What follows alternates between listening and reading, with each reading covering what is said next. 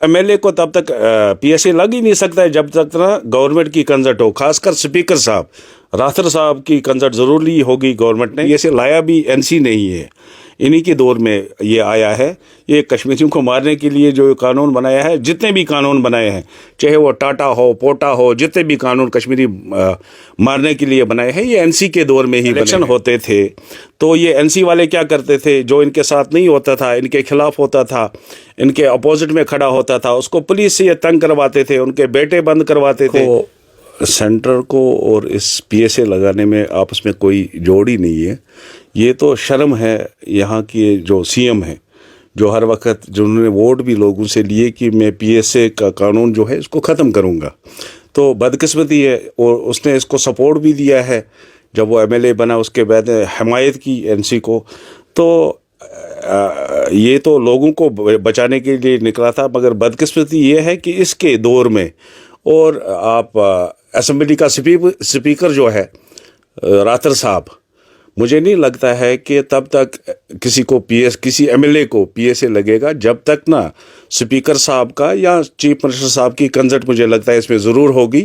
तो बीजेपी का तो इसमें कोई रोल ही नहीं है, क्योंकि बीजेपी सेंटर में हुकूमत तो करती है, मगर यहाँ की जो हुकूमत है, यहाँ का एक सीएम है जो इस यूटी को चलाता है।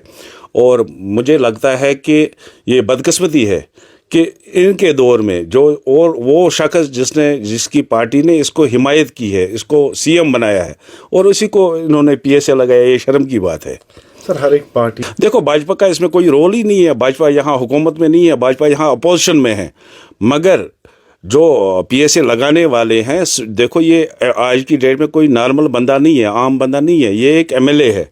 और एमएलए को तब तक पीएसए लग ही नहीं सकता है जब तक ना गवर्नमेंट की कंसर्ट हो, खासकर स्पीकर साहब राथर साहब की कंसर्ट ज़रूर ली होगी गवर्नमेंट ने, जो पीएसए जिन्होंने लगाया है, जो अथॉरिटी है।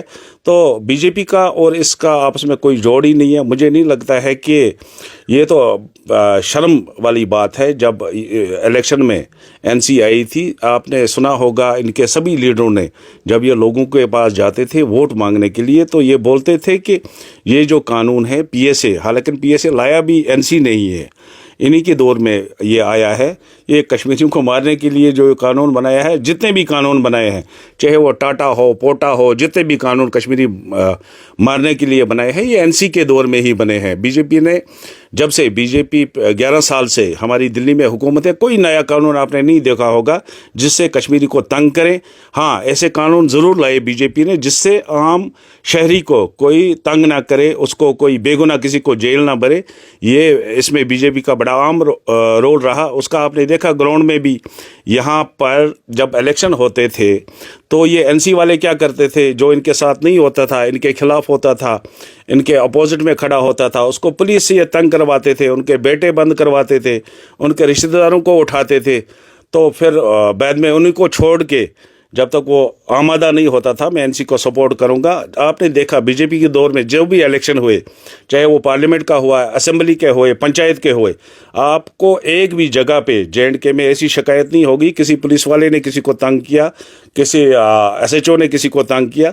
ये जो करतूत है, ये सब इन्हीं को है। आपने देखा इन्होंने पीएसए लाया, और अच्छी बात रही कि उमर अब्दुल्ला खुद भी पीएसए के अंडर बंद रहा, महबूबा मुफ्ती भी पीएसए के अंडर में बंद रही।